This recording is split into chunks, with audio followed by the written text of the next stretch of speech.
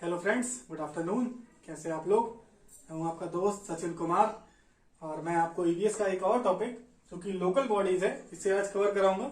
इससे पहले मैंने आपको प्राइमरी इंस्टीट्यूशंस ऑफ डेमोक्रेसी कराया है। अगर आपने वो ना देखा हो तो वो देख लें, क्योंकि केवीएस के लिए काफी इंपॉर्टेंट है ये टॉपिक्स जो कि आपके पीआरटी में आएंगे। और अगर आपने चैनल को सब्सक्राइब नहीं करा है तो प्लीज चैनल को सब्सक्राइब भी कर लें। और आज शुरू करते हैं, इस लोकल बॉडीज को समझेंगे। लोकल बॉडीज में जानेंगे क्या होती है लोकल बॉडीज, इसकी इंपॉर्टेंस क्या है, इसकी नीड क्या है, इसको समझेंगे हम आप दोस्तों। लोकल बॉडीज से समझने से पहले हमें यह पता होना चाहिए कि हमारे यहाँ टू टायर गवर्नमेंट सिस्टम था पहले दोस्तों। Two tier government system. अब इन दो टायर्स में कौन कौन आते थे? एक आता था स्टेट, एक आती थी यूनियन। अब यूनियन होती है सेंट्रल की गवर्नमेंट, स्टेट होती है हमारी राज्यों की गवर्नमेंट। इन दोनों से मिलकर हमारा देश चलता था गवर्नमेंट से। अब जो सेंट्रल में आता था वो नेशनल इश्यूज जो होते हैं उनके साथ डील करता था, जैसे कि बैंकिंग हो गया, डिफेंस हो गया, कम्युनिकेशन हो गया नेशनल लेवल पे। तो इन इश्यूज के साथ यूनियन डील करता था। अगर हम स्टेट की बात करें तो स्टेट में जो भी एग्रीकल्चर हो रहा है, ट्रेड हो रहा है, या जो लोकल पुलिस है स्टेट की, उसके साथ वो जो स्टेट वाले डील करते थे। अब ये दोनों डील करने के बाद भी जरूरत पड़ी लोकल बॉडीज की। वो क्यों पड़ी? वो इसलिए पड़ी क्योंकि यहां पे हमारे यहां लार्ज नंबर ऑफ पॉपुलेशन है, हमारी जनता इतनी बड़ी है, तो उसको संभालने के लिए हमें डिसेंट्रलाइजेशन करना पड़ा। अब ये डिसेंट्रलाइजेशन क्या होता है इसे देखते हैं। डिसेंट्रलाइजेशन, ये डिसेंट्रलाइजेशन होता है दोस्तों पावर्स का विकेंद्रीकरण करना। पहले पावर्स जो होती थी वो सिर्फ सेंट्रल के पास या स्टेट्स के पास होती थी। लोकल लेवल पे या जो लोकल अधिकारी होंगे या लोकल ग्रुप्स के पास पावर कुछ नहीं होती थी। तो लोगों को अपनी समस्या सुलझाने में दिक्कत होती थी, वो अपनी समस्या जल्दी नहीं सुलझा सकते थे, उन्हें काफी दूर जाना पड़ता था, काफी कॉस्ट लगती थी। अब भाई वो स्टेट लेवल पे जाएंगे तो किसी अधिकारी के पास जाएंगे लखनऊ में, तो मैं यूपी में रह रहा हूं तो बात करूं तो, या फिर अपनी जो भी राजधानी राज्य की वहां जाएंगे तो उन्हें काफी कॉस्ट खर्च करनी पड़ेगी। लेकिन यहाँ पे डिसेंट्रलाइजेशन होने के बाद वो अपने अपने शहर में ही अपने लोकल लेवल पे अपनी प्रॉब्लम को आसानी से सॉल्व कर सकते हैं, इसलिए ये डिसेंट्रलाइजेशन हुआ। अब ये लोकल बॉडीज कौन कौन सी होती है इसे देखते हैं। लोकल बॉडीज होती हैं, एक तो एक विलेज लेवल पे होती हैं, एक होती हैं सिटी लेवल पे। विलेज लेवल पे 3 होती हैं और सिटी लेवल पे भी 3 होती हैं। विलेज लेवल पे कौन कौन सी होती है दोस्तों? तो विलेज लेवल पे होती है जो भी ग्राम पंचायत होती है, उसके बाद ब्लॉक पंचायत आता है, उसके बाद जिला पंचायत आता है। अगर हम सिटी लेवल पे बात करें तो बड़े शहरों में नगर निगम होता है, फिर नगर पालिका होती है, फिर उसके बाद नगर परिषद होते हैं। इसके बाद हम देखते हैं कि जो लोकल बॉडीज हैं इन्हें बनाने की जरूरत क्या पड़ी, लोकल बॉडीज की क्या जरूरत पड़ी। तो पहला तो उसका रीजन दोस्तों यही है कि पॉपुलेशन इतनी ज्यादा है, तो उसको सेंट्रल में पावर ना होने की बजाय अगर लोकल लेवल पे पावर आ जाए तो फिर लोग अपनी परेशानियों को अच्छे से सुलझा पाएंगे। जो भी इनकी डे टू डे प्रॉब्लम्स हैं उनके साथ वो अच्छे से डील कर पाएंगे। उनकी समस्या जो भी, मान लो लोकल लेवल पे कोई सीवेज की प्रॉब्लम है या वाटर सप्लाई की प्रॉब्लम है, तो वो अच्छे से तभी तो डील कर पाएंगे जब लोकल लेवल पे कोई अधिकारी है, उनके लिए कोई है कनेक्ट करने के लिए। एक बात इसकी ये होगी। दूसरी बात, हमारे कंट्री में इतना ज्यादा रीजनल वेरिएशन है। भाई कहीं का रीजन में कुछ और लोग रह रहे हैं, पंजाब में पंजाबी लोग रह रहे हैं, हमारे यूपी में अलग लोग रह रहे हैं। तो रीजनल वेरिएशन की वजह से हर एक रीजन की लोगों की नीड्स भी अलग अलग हैं। तो वो तभी तो समझ पाएंगे अगर किसी को लोकल नीड्स के बारे में वहां के पहले से ही पता होगा और अच्छे से पता होगा। तो वो किससे पता होगा? वहां के लोकल आदमी को। तो जब लोकल आदमी को लोकल नीड्स अच्छे से पता है तो वो अच्छे से वहां पे लोकल गवर्नमेंट को फायदा दे पाएगा। तो रीजनल वेरिएशन होने की वजह से भी यहाँ पे लोकल बॉडीज का फॉर्मेशन हुआ। अब हम समझते हैं ये थर्ड टायर जो इंक्लूड हुआ है इसका फॉर्मेशन शुरुआत से लेकर आखिर तक कैसे कैसे हुआ, इसे देखते हैं हम दोस्तों।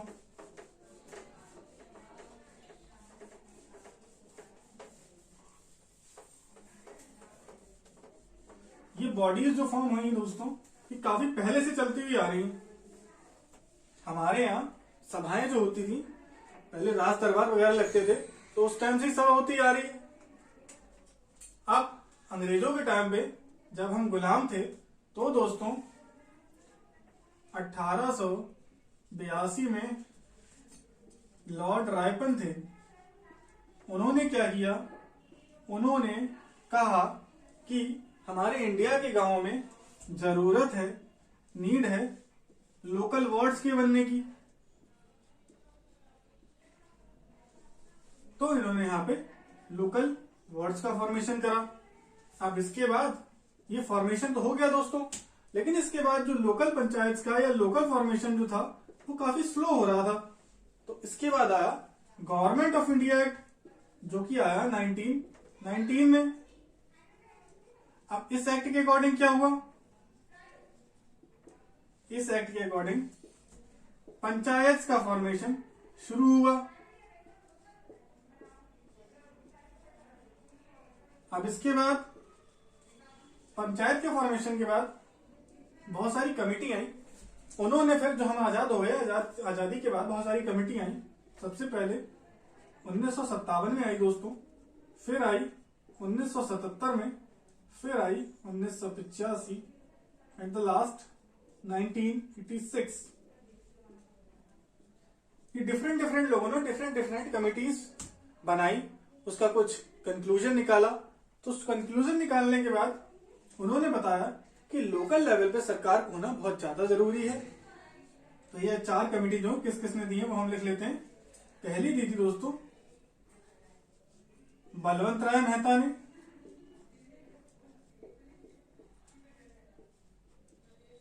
दूसरी दी थी वीके राय ने, अशोक मेहता ने दी थी दोस्तों,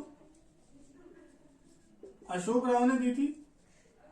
तीसरी दी थी वीके राव, और 1986 वाली सिंघवी ने दी थी। तो इन चारों ने कमेटी दी और इन्होंने कुछ नियम बताए कि मतलब लोकल बॉडीज का होना जरूरी है। फिर उसके बाद क्या हुआ, 1993 में एक कॉन्स्टिट्यूशनल अमेंडमेंट हुआ। वो कॉन्स्टिट्यूशनल अमेंडमेंट कब हुआ, वो कॉन्स्टिट्यूशनल अमेंडमेंट 73rd था, 73rd अमेंडमेंट। इसमें क्या था कि अब कंपलसरी कर दिया हर स्टेट को अपने लिए पंचायत का फॉर्मेशन करना होगा लोकल लेवल पे। ठीक है, स्टेट्स जो हैं वो पंचायत बनाएंगी। और इसके बाद 74th आया, इसमें शहरों के लिए नियम हो गया कि अब म्युनिसिपल कॉर्पोरेशन का बनना भी जरूरी है। ठीक है, इस तरह से हमने इसका फॉर्मेशन जाना दोस्तों। अब हम अगला जानते हैं जो कि विलेज लेवल पे कैसे वर्क करती हैं बॉडीज उसे। तो विलेज लेवल पे दोस्तों सबसे पहले आता है ग्राम पंचायत।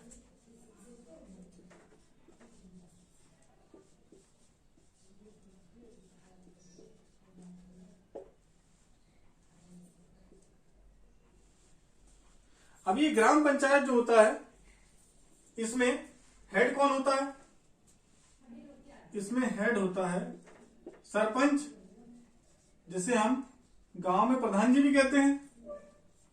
कहते हैं नहीं कहते हैं।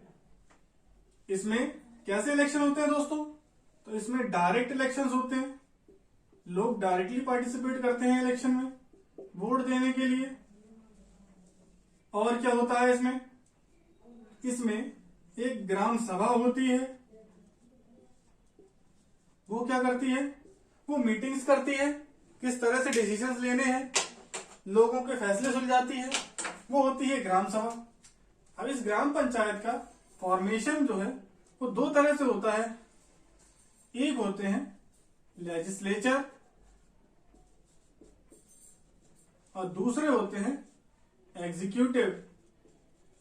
एग्जीक्यूटिव दोस्तों कार्यपालक होते हैं जो काम कराते हैं। लेजिस्लेचर होते हैं ग्राम सभा मेंबर्स। अब ये ग्राम सभा मेंबर्स कौन है, जो भी व्यक्ति 18 साल से ऊपर है और वोट देने के काबिल है गांव का, उनके लोकल एरिया का, तो वो ग्राम सभा का मेंबर होता है। अब एग्जीक्यूटिव में कौन आते हैं, एग्जीक्यूटिव में आते हैं सरपंच और वहां के वार्ड मेंबर्स। अब इसे हम समझें, जैसे कि हमारे शहर में मोहल्ले वगैरह होते हैं, तो वैसे भी दोस्तों गांव में भी मोहल्ले वगैरह होते हैं, तो उन गांव मोहल्लों से हर एक वार्ड से एक वार्ड मेंबर चुना जाता है। वो वार्ड मेंबर सरपंच जो उनका मुखिया होता है, उनके साथ मिलकर हमारे जो गांव में योजनाएं होती हैं उन पर फैसला लेते हैं। इनको एक सरकारी कर्मचारी भी मिलता है जो कि वीडियो होता है, विलेज डेवलपमेंट ऑफिसर। क्योंकि ऐसा होता है कि जो सरपंच होते हैं, गांव के लोग होते हैं, उन्हें ज्यादा जानकारी नहीं होती दोस्तों, जो भी स्कीम आ रही है सरकार की ओर से, तो उनको समझाने के लिए वीडियो को अपॉइंट करती है सरकार। ये वीडियो इनकी मदद करता है, जो भी योजनाएं हैं उस गांव में बताता है, उसके हिसाब से गांव का विकास होता है। तो ये हमने जाना ग्राम पंचायत के बारे में। अब इसके बाद हम जानते हैं जो कि है विलेज पंचायत।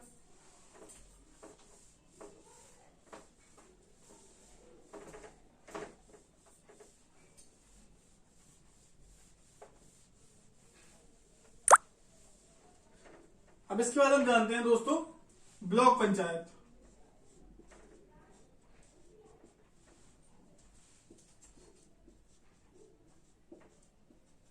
अब ये ब्लॉक पंचायत क्या है?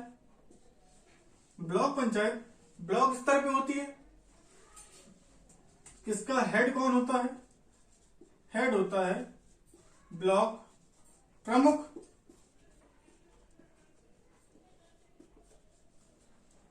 इसके मेंबर्स कौन कौन से होते हैं? तो इसके मेंबर्स जो भी गांव के सरपंच होते हैं वो इसमें इंक्लूड होते हैं। जो जो गांव इसमें आए हुए हैं उस एरिया के, जो भी वहां की कॉर्पोरेट सोसाइटी होती है दोस्तों, जैसे गन्ना सोसाइटी आपने सुनी होगी, और भी काफी सोसाइटी होती हैं, वो इसमें आ जाती हैं। प्लस यहाँ पे एक सरकार का अधिकारी और होता है जो होता है BDO। ये होता है ब्लॉक डेवलपमेंट ऑफिसर। ये ब्लॉक स्तर पे मदद करता है इन सभी की, और क्या कहते हैं, जो कनेक्शन का काम करता है ये विलेज में और डिस्ट्रिक्ट में। जो भी डिस्ट्रिक्ट की योजनाएं हैं वो सबसे पहले ब्लॉक में आएंगी, फिर ब्लॉक के बाद वो जो है सारे विलेज में जाएंगी। तो ये कनेक्शन का भी काम करता है। ये सारे मेंबर्स मिलकर अपने लिए ब्लॉक प्रमुख चुनते हैं।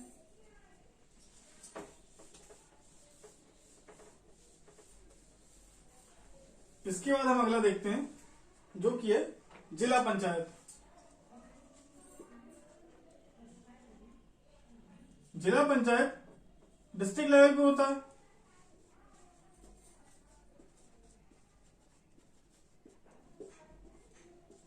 ये डिस्ट्रिक्ट लेवल पे होता है। इसका हेड कौन होता है दोस्तों? तो हेड एक IAS ऑफिसर होता है। ये क्या करता है? ये एक इनिशियल बेस देता है। जितनी भी सरकारी योजनाएं वगैरह हैं वो सब यहीं से शुरुआत होती हैं, और इसके बाद वो ब्लॉक में जाती हैं, और ब्लॉक के बाद फिर वो विलेज में जाती हैं। और इसके मेंबर्स कौन कौन हो सकते हैं?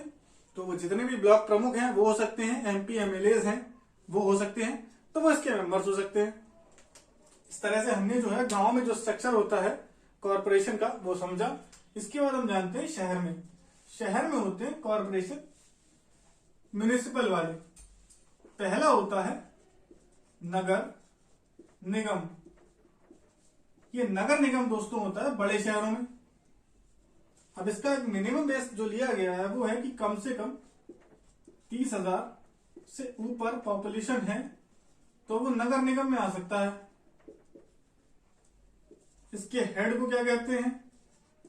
इसके हेड को मेयर कहते हैं। इसमें इलेक्शन लड़ने के लिए कम से कम कितनी उम्र चाहिए? तो 30 साल एज मिनिमम होनी चाहिए, तभी आप इसमें इलेक्शन लड़ सकते हैं दोस्तों। इसके बाद हम जानते हैं कि यहाँ पे इनके पास बड़ा शहर है तो 40 प्लस डिपार्टमेंट्स होते हैं। कम से कम 40 या उससे ज्यादा डिपार्टमेंट ही होते हैं जिनके साथ ये डील करते हैं और लोगों की प्रॉब्लम्स को सुलझाते हैं एक अच्छे लेवल पे, बड़े लेवल पे। जो भी लोकल रोड्स की प्रॉब्लम्स हो गई, सीवेज की प्रॉब्लम हो गई, वाटर सप्लाई की प्रॉब्लम हो गई, पब्लिक हेल्थ प्रॉब्लम्स हो गई, उनके साथ ही डील करते हैं। उनके पास 40 से ज्यादा डिपार्टमेंट होते हैं क्योंकि ये बड़े शहरों में पाया जाता है। और इसके बाद हम जानते हैं इसका एक स्ट्रक्चर क्या होता है। इसमें सबसे ऊपर दोस्तों मेयर होता है, जो कि जनता सिलेक्ट करती है। उसके बाद होती है एक स्टैंडिंग कमेटी। स्टैंडिंग कमेटी को हम हिंदी में स्थायी कमेटी कहते हैं। स्टैंडिंग कमेटी के बाद आता है हमारा कमिश्नर, और कमिश्नर के बाद आते हैं एडिशनल कमिश्नर। एडिशनल कमिश्नर बड़े शहरों में ज्यादा होते हैं जोन्स के हिसाब से। बड़ा शहर दोस्तों जोन्स में डिवाइड होता है, तो वहां पे एडिशनल कमिश्नर भी ज्यादा होते हैं। अब जो मेयर है वो एक डेलिब्रेटिव हेड होता है, लेकिन जो मेन कार्यपालक है वो एग्जीक्यूटिव हेड है, वो कमिश्नर होता है। जितने भी मेन बिल्स पे जो साइन होते हैं, पास होते हैं, तो कमिश्नर की वजह से होते हैं। तो कमिश्नर जो है वो एक एग्जीक्यूटिव हेड है। ये हमने जाना जो नगर निगम होता है उसके बारे में। और वीडियो अच्छी लग रही हो तो इसे लाइक कर दो यार, और चैनल को सब्सक्राइब कर दो। सब्सक्राइबर यार बहुत कम है अभी। इसके बाद हम जानते हैं नगर पालिका के बारे में।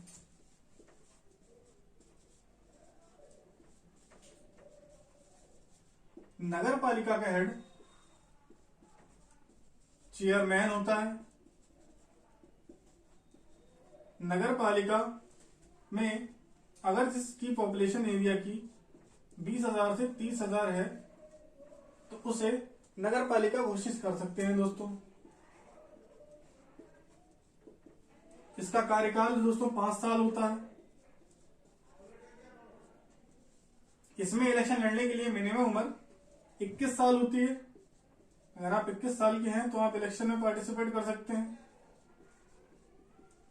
डायरेक्ट इलेक्शन है, सब वोट देने जाते हैं और अपना नेता चुनते हैं। यहाँ पे डायरेक्ट इलेक्शन है। इनके पास 7 डिपार्टमेंट ही हैं दोस्तों बस, क्योंकि ये एक छोटे लेवल पे है, तो सिर्फ 7 डिपार्टमेंट ही हैं जिनके साथ ये डील करते हैं। जैसे कि कब छोटे शहरों में कब बाजार खुलेगी, किस दिन खुलेगी, और जो भी शॉप का लाइसेंस वगैरह देना है किसी को, या जो लोकल सीवेज वगैरह की छोटी मोटी प्रॉब्लम है उसके साथ ये डील करते हैं। ये हमने जाना नगर पालिका के बारे में। इसके बाद हम जानते हैं अगला, वो होता है नगर परिषद। अब ये नगर परिषद क्या है? नगर परिषद में दोस्तों पॉपुलेशन जो होती है वो अगर 10 से 20,000 है तो उस एरिया को नगर परिषद घोषित कर सकते हैं। यहाँ के जो मेंबर होते हैं, हेड होते हैं, उन्हें पार्षद कहते हैं। यहाँ पे भी लोकल प्रॉब्लम्स के साथ डील करा जाता है, और 6-7 डिपार्टमेंट हैं इनके पास, उनमें ये डील करते हैं, क्योंकि ये उन दोनों से भी छोटा लेवल है। यहाँ के हेड को तो हमने जाना ये पार्षद कहते हैं, ये भी लोकल लेवल पे डील करता है। ठीक है दोस्तों, इसमें भी डायरेक्ट इलेक्शंस ही होते हैं। डायरेक्ट इलेक्शंस और क्या है, 21 साल उम्र चाहिए इसमें भी मिनिमम, अगर आपको इलेक्शन लड़ना है यहाँ पे। तो ये हमने जाना है नगर परिषद के बारे में।